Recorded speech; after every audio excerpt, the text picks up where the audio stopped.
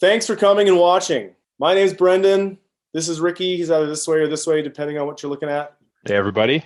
The purpose of this video is talk about raising capital for real estate. Me and Ricky have both taken a lot of training in raising capital in real estate. We were having a conversation on the phone the other day, and we were talking about, aside from the training and the theories and the scripts and the processes, like, what does it actually look like to take somebody from being a stranger to a joint venture partner owning real estate, right? Yeah, exactly. And that's what I was asking you on the phone the other day is, we all know there's kind of those big key steps that go into setting up a joint venture partnership. But what about those little steps in between, right? When you're trying to go from step 2 to step 3, how do you actually do that? There's all these little sticking points that I've had. And that's where I was really reaching out to you for some advice on some of that, because you've done a lot more of this than I have. And yeah, there's a lot of opportunities as a newer investor to get stuck. And sometimes it's good to have someone who has the experience to kind of help you through those things. Yeah, cool. And we started talking on the phone, and I stopped. I was like, dude, this conversation is too good. A lot of people can get a lot of value out of this. So we stopped and we scheduled a time to jump on Zoom and record it to try and share it so that everyone can kind of get some of these takeaways. One of the first questions Ricky asked was like, what does it look like when you actually raise the money? And I think there's a lot of kind of fluff out there and kind of some false advertising, if you will, when people say like, oh, I raised $1 million, but that could just be a verbal promise, or, and so like when we're talking about raising capital to implement into real estate, like what does it mean to actually have that done? Like, is it a verbal promise? Is the money in a bank account? Like, is the money, like, where is the money? Like, what does the complete look like? Yeah, exactly. Because one thing I'm very quickly learning as am kind of prospecting a little more, trying to use social media, other tools. It's a very different process taking like a close family member or a good friend and closing a deal with them versus taking a complete stranger, someone you've only, you added them on Facebook a couple weeks ago. So that was my first question was, yeah, what does that process look like? Like, how do you take those people and walk them through your process to the step where you guys own a property together? You've got that joint venture partnership. Yeah, cool. I love that. And we're going to get into that. We got 4 good questions, and then we got some tips at the end. I'm going to start with the end and say that the best and most important tip is going to be at the end. We're gonna talk about like the relationships that are built through this. That's kind of the final point. I'm not gonna like hold you in limbo or whatever, but like we're gonna talk about at the end. We got 4 good questions, and I just want to give a little bit of credibility with me. I have a wholesaling business. We provide local real estate investors with discounted off-market properties, and that's running fantastically. But I also do real estate investing, and I have a portfolio that's grown and shrunk and grown and shrunk, and it's growing now. And every single property has been with a joint venture partner who has provided the capital to work together to own this stuff. And we did the math right before we jumped on, and since May, it's November 4th right now. So in the last 6 months, I have raised and implemented I'm looking at my calculator, a little over $610,000 into real estate. Wow. And that's not verbal promises. That's not letter of intents. That is like, I can give you the addresses of the houses that we now own with that money that's raised. So that might not be as much as some, but in my books, that's awesome. And these people were people that I did meet, and I just got through that hurdle of exactly what you're talking about. I've always raised capital through like arm's reach people, and it's always just kind of happened. But to leverage yourself and grow, you need to kind of start capturing more people and figuring out how to process them into something to see if it's a fit and implement. Yeah, and that's exactly where I am. So a little background for me. I got into investing around 2018, so coming up on 5 years now. Nice. Have a couple properties in the portfolio, and yeah, I've done a lot of mine with joint ventures as well. So just through like family, friends, those really close, high trust relationships. I would say I've raised like in my lifetime, like low six figures, like maybe 100, 150,000, somewhere in that range. And yeah, really thinking about going to the next step, continuing to grow, both in my skills. I've done enough deals now where I do have some confidence approaching other people, have a bit of a track record to say, yeah, these are previous deals that I have done. But in terms of widening that circle, starting to approach people that don't quite have that level of trust, that's kind of where I'm at in my journey. Yeah, and that's what we're here to talk about. So let's get into the first question. First question of four. What's the question? Yeah, so I was asking you, so Brendan, what does it look like to take that total stranger and get a deal done? Like not, make that nice Facebook post that, somebody said they might possibly be interested if you send them a deal. We know that's not raising money because that's a crapshoot whether that's ever going to turn out or not. But actually getting a deal done, like you've purchased a property, you could point someone to an address, a physical location of where this property is. How do you do it? How do you get there? Yeah, sure. So like I want to make it as simple as possible. I consider myself a no fluff guy. So I wrote down like a very simple process. First off, you need to get somebody on the phone. Okay. None of this like, here's my email, send me information, garbage. Mm. Call me.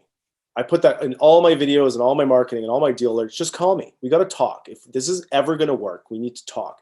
And then when you talk, I like to keep it really high level, really short. I call it a discovery meeting. You want a discovery meeting. So whether you messenger back and forth, you say, great, call me. How's Friday at 2:00, whatever. Jump on the phone, have a 30-minute, what I call discovery meeting. And this is really high level where you talk about what this looks like. We're looking to raise capital. We're looking to joint venture. We're looking to 50-50. We're looking to, flip, rental. Da, da, da. You have a really high level, no longer than 30 minutes because you don't want to just dump everything on. And you focus on rapport, cool. Who are you? Why are you interested in real estate? Like, what are you hoping to do? You want to question them. You want to learn as much about them as possible. First step is a discovery meeting. If you kind of are getting the vibe and it's kind of going in the right direction, you jump on the phone, you have a follow-up discovery meeting. I actually have a follow-up discovery meeting today. We talked last week and everything seemed okay. So we're going to look at a little bit more stuff today on a Zoom meeting. So the second one, as I do, is like a second discovery meeting. And then we can talk about, more questions. They might ask you some questions about how it's structured. You can use a past deal as a case study or maybe the deal you have on deck or whatever. And then from there, you're going to follow up with them. Now, obviously, like there's going to be some different variables. You might have a deal, you might not. But the discovery meetings first, and then the second one, you can build that rapport and relationship a little bit better. Find out that if what you're offering is truly going to help them. What you're actually providing is improvement. If you can't improve their life with what you're offering, then it's not going to be a fit. Mm-hmm. So you're going to do some follow-ups, maybe some back and forths. After that, you're going to be looking at some paperwork. What's next? And that's another little tip is always know your next step. So when you finish that call, you know what the next step is. Is it a yes or a no? If it's a yes, you go to the second meeting. So you got discovery, you got your second kind of discovery, maybe a case study, you talk about some details. Then you want to do some follow-ups, make sure that they're still around, maybe answer some questions, maybe you have to find some answers. Then you want to get in some paperwork. Really easy one for everyone to kind of get used to signing paperwork is a non-disclosure agreement. That's more important for the potential investor than it is for you because if they're talking about banking information, money information, they want to make sure that their private financial information is kept private. And someone like us who's filming Zoom meetings and posting it, we want to make sure that we're not talking about other people's details. Yeah, absolutely. Then we're going to get into the JVA, and that's a big agreement. So they got to look at it, read it over. You can discuss the details of that. Then I wouldn't want to go any further unless you have kind of proof of the ability to finance. There's nothing worse than getting to the finishing point and find out that they actually aren't pre-approved or don't have the money. So, asking for some kind of verification that this money's there. And if you've made it this far, you should have a pretty good relationship and there should be a trust thing there. But again, you don't want to shoot yourself in the foot and put both of you in an awkward situation. And that's totally legitimate. Is like, I don't want to put both of us in an awkward situation. Do you have something to verify what we've been talking about. Right. Okay, cool. And most of them do and don't have a problem, because if you've made it this far, you've had laughs, you've maybe had a drink. Again, FaceTime is always more important. That's a lot of cliche stuff. You want to meet face to face if you can. One partner, I flew all the way to Kelowna just to meet in person, and it was great. We went out for gin. It was awesome. Um, um, then you're gonna make sure that if you made it that far and you've kind of agreed on the JVA and the proof of funds, the next thing is going to be the deal. And then the deal is going to come along, and right along condition removal time, you're going to want to sign all that stuff, approve it all, put it in a folder, shared document to keep all that stuff. And then you're going to open a joint bank account, kind of after conditions, because opening a joint bank account is a pretty big trust step. So if you sign a JVA after conditions, between conditions and closing, you open a joint bank account. And then at close, you own a property. And then there's a slush fund and there's money in there. So I know that was a lot of talking, but like, just to recap, what does it look like to go from a total stranger to a JVA? In really short, get on the phone and have a really high level discovery meeting.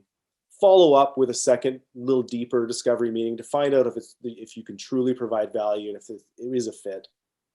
Do follow-ups if necessary. Then you're going to get into paperwork, NDAs, joint venture agreements, maybe even like offer to purchases, whatever you need to look at, proof of funds, and then all that's going to have to be filled out on or before the condition removal date, then a joint bank account, and then closing. So I don't know. Okay. Any questions about that? So, well, just to kind of recap, just to make sure I'm understanding you correctly, what sounds like from what I'm hearing you say, a lot of your process, kind of right almost up until the end, is very focused on the partner. Like you're saying, you want to find out what they want, see if you can provide value to them. That NDA, like you said, is mostly to their benefit. And you're going through the joint venture agreement first. I would imagine that might give them some level of reassurance, because they're seeing in a legal document how their interests are being protected. Yeah, it answers a lot of what ifs. The JV answers a lot of their what ifs. Okay, so you're not doing like a letter of intent, anything like that. You're not finding the property first before coming up with the JV, or does it depend sometimes? Is some of that situational? Well, a little sideline. Like, it's about providing value to somebody. And so I find that finding deals brings interest around and creates discovery meetings. Now, going from a cold person to closing on a deal, sometimes deals are very quickly, like average timelines is like 10 days for conditions and 6 weeks or 4 weeks to close on a house, give or take. Right. Is kind of average. And to meet somebody and build a relationship and go through all this stuff in a week is very quickly. Yeah. So it's that chicken and the egg thing, and everyone says, what comes first, the deal or the investor? And that annoying answer that everyone gives you is like, both, which doesn't anybody. Thank you. It kind of is both. The deals bring the investor, but then that won't work. You have the investor, so then the deal comes, but then the deal might bring another investor, and it's just kind of that ongoing cycle.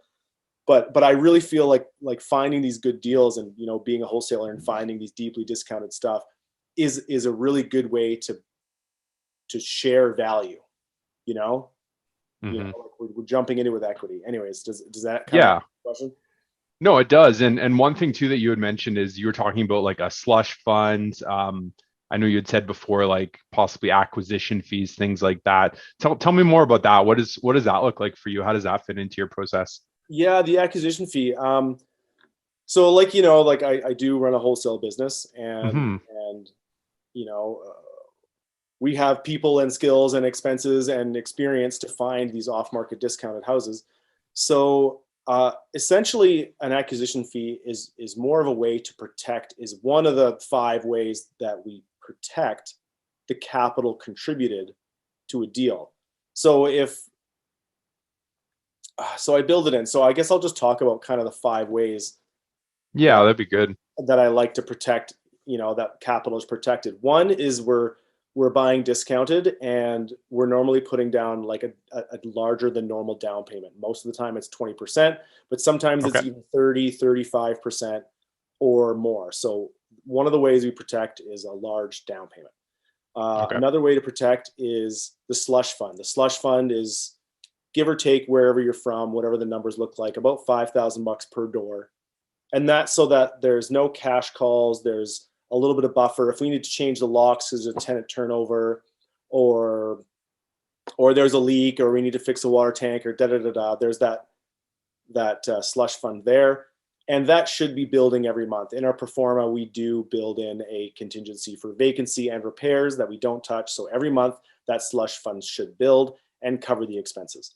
The acquisition fee is there for three main reasons, really. One is to make sure that if I'm spending a month to close this deal and fill a tenant and maybe do some minor repairs, you want to make sure that I'm not running around trying to make more money somewhere else and not focusing and paying attention. So that acquisition fee makes sure that the partner pays attention and has the time and energy and resources to close your property and make sure that he's doing the best possible job.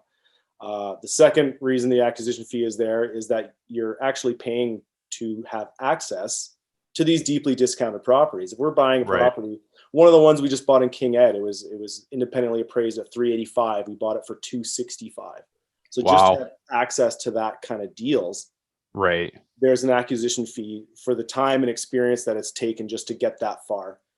And then the third reason there's an acquisition fee there, well, I guess it's not a reason, but like it's part of the capital contribution that you actually get repaid back to anyways. So that's how we build it in there as a way to protect the capital contributed. So we got the down payment, we got the slush fund, we got the acquisition, repairs. Most property need at least a little bit of something, light fixtures, new dishwasher, fix the gutters. We just repaired a garage door on one. It's a few $100. So sometimes there's 5, sometimes there's 15, sometimes there's $500, sometimes it's $15,000 just to get the place ready to, be safe and get top rent to make sure we can get the maximum rent. And these are the ways that a working partner provides value in making sure that we're buying for cheap and getting the maximum amount of money. And then the last one is just lawyer fees. Lawyer fees are involved in the capital. And we want to make sure that the lawyer's looking and reviewing the joint venture and obviously closing the transaction. And so those are kind of the 5 ways we use the capital and the 5 ways it is protected. That kind of bundles it up. And so that's where the acquisition fee lies, is in the initial capital contribution lump. Okay. Yeah, I like that. And important part too. I just want to add to that. Yeah. A lot of people talk about getting to the closing the deal, but not a lot of people talk about what do you do from there on. Knowing your partner's capital contribution is the most important thing. They want security on their deal. You need to know exactly what that is. So once the disbursements or the what's it called? The lawyer form, the statement of accounts gets mailed to them with the title. Like, you need to mark that stuff down. And the slush fund, the acquisition fund, the closing fees, the lawyer fees, the purchase price, all that stuff needs to be recorded somewhere in an email or a spreadsheet that's knowledge on the joint venture agreement, so that it's crystal clear on what their capital contribution is. And it might change over time. We might take some out, put some in, but it's very important to make sure you know what that capital contribution number is to the dollars and cents, so that they can feel comfortable knowing that, when you buy a property for $250 and you sell it for $300 the next year, we make sure that their $251 and $200.35 is given back to them. Yeah. And that makes a lot of sense, especially like you said, you're presenting it to them in a sense that this isn't money spent. You're getting this back, right? You know, this is your capital contribution. When we refinance, when we sell this property, when we do whatever we're going to do with it, you're getting that back, right? Yeah, and that's their hard-earned money, man. You need to make sure that you keep that safe for them, No, that makes total sense. I think it's a big deal when people invest that much money in you. I think that's a big deal, and I think that it's your duty to make sure that you do everything you can to protect it. Absolutely. Yeah, I have that mindset too when it comes to joint ventures, is that, a dollar of a joint venture partner's money is, it's worth like $5 of my. Like Yeah, it's totally. so much more valuable. It's so much more important. And I've had experiences too, as you might have had starting out too. But when you don't do that, when you haven't thought through all of those things ahead of time, and you put yourself in those situations where you maybe haven't asked for enough upfront, Hmm. that's such a bad spot to be in, right? Where Totally. either you have to go back to them and ask for more, or in my case, a lot of times I just say, you know what, I'm just going to eat this cost. I'll come up with it. Yeah. Um, it takes a lot of the fun out of it, right? Sometimes you can say, well, like, why am I even doing this? Like, why Yeah, are we like doing we're this doing this deal? to make money, right? Like, They're this is investing killing to me. make money, and you're Yeah. doing this to make money. Yeah, you don't want to be losing money. Yeah. Yeah. So no, great advice there. Um, you're talking like through your process, like obviously some point around that kind of NDA joint ventures part, you've got offer in on the property, you're in that conditional period. Has it ever happened to you in the past, like where a partner's maybe backed out at the last minute, or you've been in a position where you haven't been able to close on a property and lift conditions? And what does that look like? Like, how did that go for you? Was it kind of like, was it a big deal? Do you just sign a non waiver of conditions form and on to the next one? How do you Yeah, approach that? yeah, that I think is a really big fear that holds a lot of people back. What if I can't close and all this paperwork? Um, Absolutely. um, where do I begin? In short, if you put an offer on a house with conditions and nothing happens, then nothing happens. Mm. It's really as simple as that. I put an offer on a house last week, and we're giving the deposit to the seller's lawyer because it's off market. We normally don't do that, but their Okay. lawyer said it, and it's such a good deal that we went for it and did that. But if we don't remove conditions, that lawyer is legally obligated to give me that deposit back, Right. and it just gets dissolved. A lot of our offers, the deposit is due on condition removal, and if you Okay. don't remove conditions, like nothing happens. If there's an offer, if you write somebody an offer with a $10,000 deposit and a close price of X with blah blah blah, with a condition of my neighbor's cat Sally walks left on Thursday, and that doesn't Hmm. happen, and you never talk to that person again, nothing happens. Right. You are not obligated to lose your deposit if you don't close. I think that's a common misconception too. Like, and think about like traditional stuff. If you're making an offer to the realtor, you give your Yes. offer to the realtor firm, and if you can't get your financing or whatever, they give it back to you and you fail. Right. It's just the same privately. Yeah. So that's the clause that this falls under, is your financing condition then, right?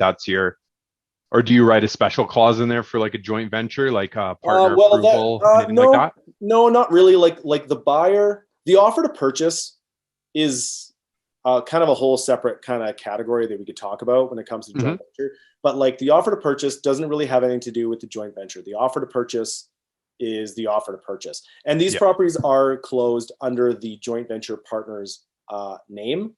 Hmm. Because one, they're getting financing, so it's got to be another name. Two, it increases their security so Hmm. that if I turn into a Yahoo or I go to Mexico or I disappear, die or whatever, they Yeah. have control and they have the asset under their name. So the offer to purchase is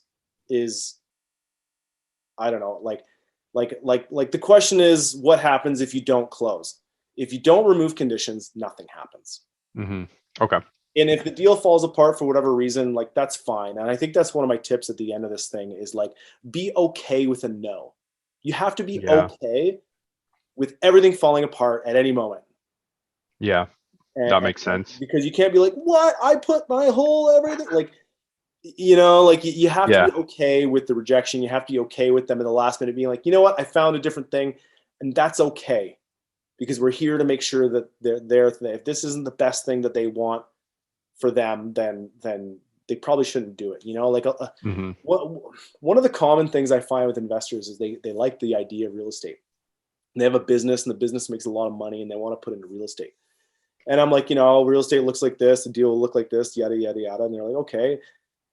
But then I'm like, but you're making that much money in the business, yeah? And I'm like, but if you put that money back in the business, would it make that same kind of returns? They're like, well, yeah. I'm like, well, then why don't you just put that money back into the Yeah. Like maybe real estate isn't, maybe this deal, my deal, Yeah. isn't the best thing for your money. And you have to be willing to walk away. You have to be willing for the deal not to work. You have to be willing to find the reasons why it won't work and not just act out of selfish desperation Yeah.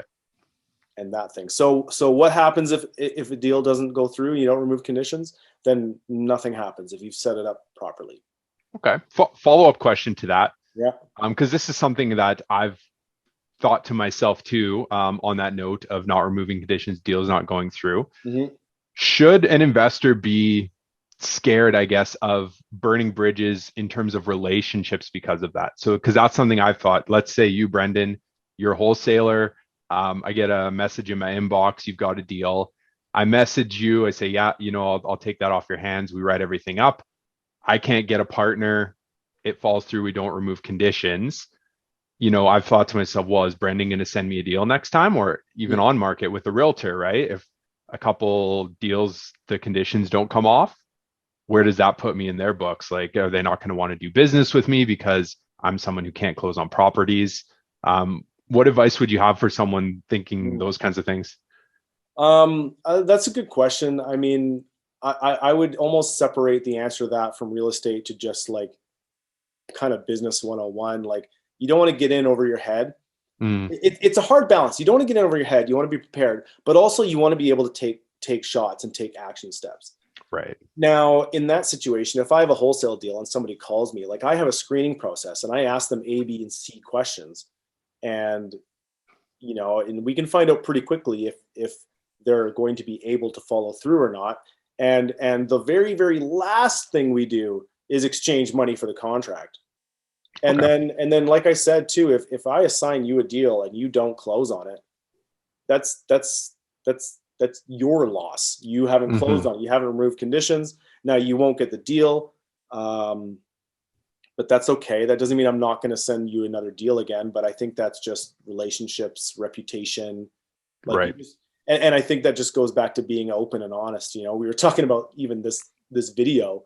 We don't have to put on a show. Let's just talk freely and whatever, and just being open and honest with your processes, with your JV partners, with the deal, with the funds. Like, it's when people start flapping lips and biting off more they can chew is when people get into trouble. And that's just going to hurt you in the long run. That's like, it might help you immediately, but it'll hurt you in the long run. For sure. Yeah. And that makes sense. I know it's a nuanced thing, but I figured I would throw it out there, see what your thoughts on, but no, that's helpful for sure. Last thing too, that we had kind of discussed too, that I wanted to ask is in terms of marketing, like, we're talking about approaching people, having these questions. Of course, right. Anyone that knows anything about marketing knows, right. You have outbound, you have inbound, right? There's kind of two ways to approach it. On that side of things, trying to create some interest, drawing people in, even if it's just bringing them a little bit closer into what you're doing, so they're kind of aware of you, they're familiar with your name. What kind of like top of funnel strategies are you using? Like when you sit down to like write a piece of content or put out an email or create a new YouTube video, like what's going through your head? What are you trying to accomplish with that? What does that look like for you? Yeah, cool. Trying to figure out like how high level to go, but like top of the funnel, I think when you're marketing, you need to just really understand your target client. Like, I can talk about wholesaling all day, and I have a wholesale program, and maybe that's good for the wholesalers, but like, when I do put out videos, I try and give value first. Value. I've seen some posts on Facebook lately from some local experts, you know who you are, but like, you really need to give value. So I always try and give like negotiating tips or to try and make sure that people actually know that I'm coming from a platform of, the law of the universe of giving first. Here's everything I know about this or whatever in these little videos. Right. And that being said, I'm using that to target people so that I'm seen as somebody who knows what I'm talking about through experience. I stand in front of houses, I'm in the streets, I'm like, actually out there. So I try and make sure that every piece of content has a purpose, not just like some self-glorifying ego piece. You know, it actually has a target market that person who I'm trying to, you know, appeal to. So like top of funnels, I don't know. Does that kind of answer your question? Like, I want to be seen. I want to be out there. I want to be seen like I know what I'm doing. I want to be seen like I'm providing value. I want to show people that I'm, you know, wholesaling, finding these discounted properties, so that if it comes to a JV partner, it's like, well, how do you know? It's like, well, like the last 10 places I found are so low that people throw money at me to go away so that they can take them. Right. Yeah, it does make sense. And I mean, goes back to what you're saying, right? No fluff, right? That's what I'm hearing you say is, if you have something to say, if you have something that is actually, you know, people will be better off for reading or watching that, you put it out. You're not just putting out nonsense just to say, look at me, like invest with me, give me your money, like DM me to get involved, like that kind of stuff. You're actually like, no, here's some value. You know, if we want to talk about stuff, we can do that too. But you know, regardless of that, no strings attached. Like, I'm just offering you something here. And looking at the views too, you can totally tell, like, you know, some of my most viewed videos are like learning Edmonton areas, negotiation tips. Mm-hmm. You know, like it's true. Like the ones with the most value are the ones that end up being the most seen. Totally makes sense. I guess just to wrap it up, that's all my questions there. Any other tips, or is there anything else Yeah, so I that you wrote want down to a few say? notes Gap fillers while for we were JVs. preparing. Okay, here's I'll rip through these, man, because I know this. We're going on. What are we going on? 30 minutes, 35 minutes, or whatever. We want to be to the point. Uh, so outgoing marketing. I do a lot of incoming marketing through YouTube and social media and putting out deals. And I try and say, you know, reach out to me. And when people reach out to me, they're incoming, and then we can start a conversation. But there's also outgoing. So like, you know, if you're in a public setting or you're calling people that you think may be interested, or you're talking to the family member, one of the scripts that I was taught in the beginning that you may have heard before was, I know you may not be interested, but do you know anyone that would be interested in, you know, real estate? They'd be interested in doing a flip, be interested in higher than average returns with better systems for security. But it's like, I know you may not be interested, but you know anyone who would be willing to, like, you know, to be interested in getting these above average returns, da da da. And it just kind of like makes it indirect. It doesn't, you know, like people don't have to feel offended by being like, no. They'll be like, no, I don't know anybody, and that's fine. But like, it's just crazy how some people are like, well, wait, what do you mean? What do you mean? You know, and so that's just a line that works to create some genuine interest. Yeah, that's good. I can see that.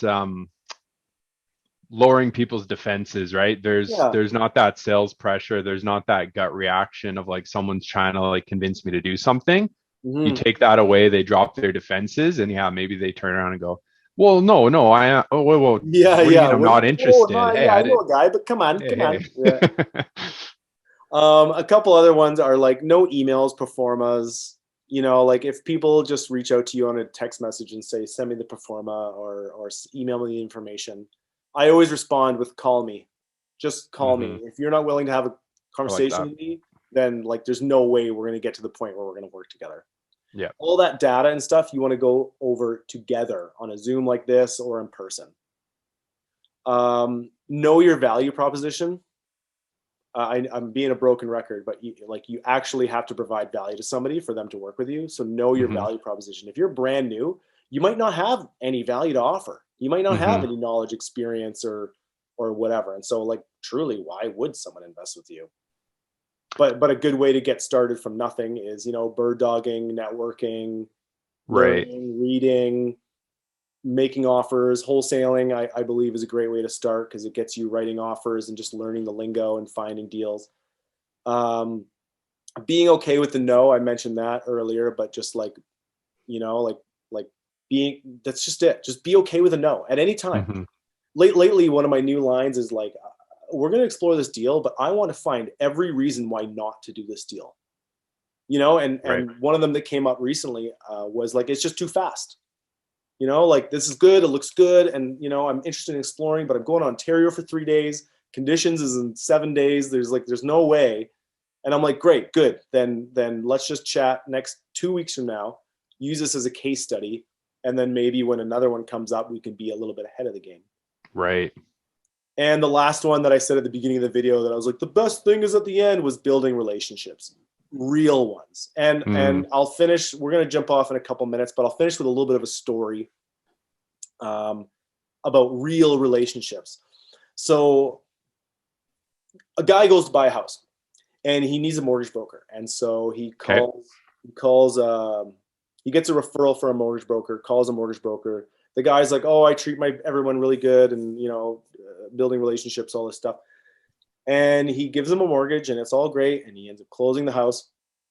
And the guy buys his house through the mortgage broker, and the mortgage broker did a great deal. And 2 weeks later, the mortgage broker called him to congratulate him. So he calls up and he says, hey, I just wanted to call to say congratulations on your new home. And the guy's like, wow, like, thank you. Like, I have a really good taste in my mouth right now. Like, that's really good. He's like, yeah, I'm, happy with how it went, new home, blah, blah, blah. Congratulations. Oh, and by the way, if you could refer me to like 2 or 3 people around you, then, that would be appreciated too. And it all fell apart because like, that's not building a real relationship. He didn't call to congratulate the guy. Yeah. He called to congratulate him as an excuse to get referrals. He's not looking to give value and build a true relationship from a honest heart. He was calling to better himself. And so I know we're all out there to, stack our Skrilla, but like, it's the law of the universe, man. Like, giving first and building relationships, the consequence of doing that will be money. So good. Like, I feel like, people's BS meters are pretty finely calibrated. Yeah. And I mean, I'm sure a lot of people watching this have done this too. I've kind of gotten the habit. Sometimes, I come across a post or something on Facebook. I don't read the whole thing. I just scroll right down to the bottom, and it's sometimes like, yep, there it is, right? There's the call to action, right? It's like, it was so good, it was so like heartwarming. And then you get to the end, and exactly like you said, all that like positive emotion is gone, and you're like, oh, they're trying to sell me something. Yeah. Right. It doesn't work. It doesn't work to do them both. You got to choose one or the other. Well, let's call it there. We're going to wrap it up. This timer's going to run out. So thanks for jumping on the thing, Ricky. Yeah. Thank you so much, Brendan. Definitely lots of notes. Contact information to talk to us, but I appreciate you guys watching today. Yeah. Thanks for watching, everybody. And Brendan, for your time. Tons of value there. I filled a whole sheet of notes. So thank you so much. Awesome.